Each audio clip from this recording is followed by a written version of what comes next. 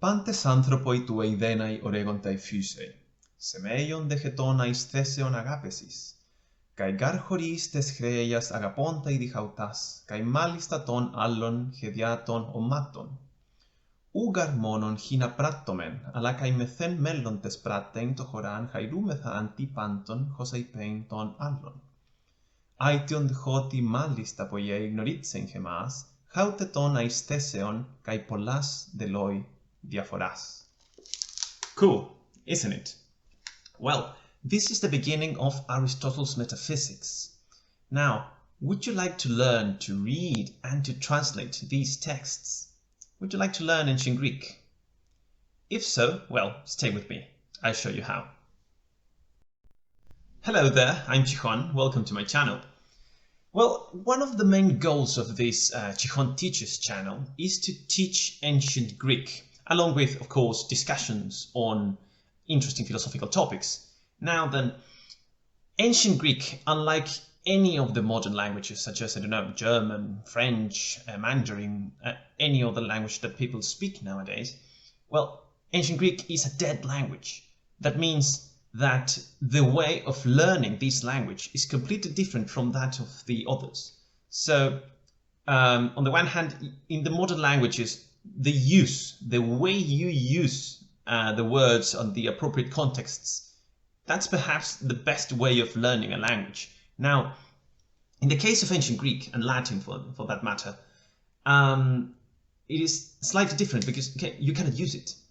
Therefore, we learn these languages in order to read and to translate, not to use it with a friend, although you could, and I encourage you to do it if you want. So memory becomes crucial. Memory more than the use. You want to memorize a lot of words in this language, and I want to help you achieve that. So, as I was saying, memory is quite important in this language.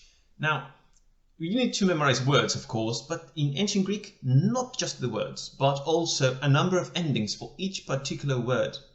And those endings will tell us what's the role the word is fulfilling in the particular sentence we are analyzing.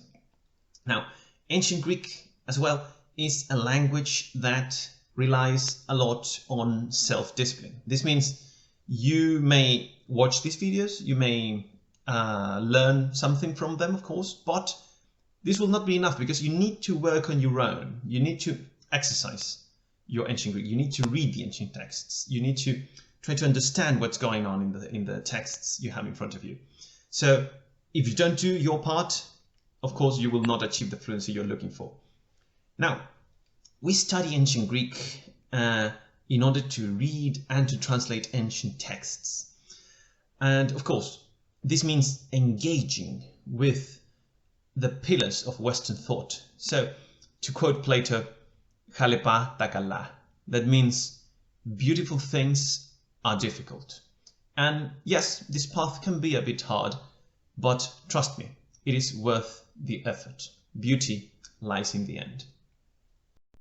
So, in this series of videos, I want to make your life easier. In this section of the channel devoted to ancient Greek, you will find videos that go from the very basics of ancient Greek, that means from the alphabet onwards, and also more advanced stuff, such as translating texts together. So you'll have me with an actual Greek text in front, and then I'll say aloud how I am thinking about the sentences I'm reading and how to approach the translation of them. For instance, okay, I consider the noun first or the verb first, and then I jump to the adjective or this article there. So this method might help you to find your own way of approaching your own texts.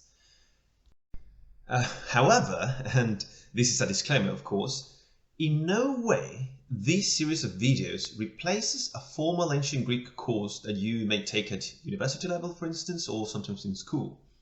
But I think that it will be a very, very nice complement to your studies.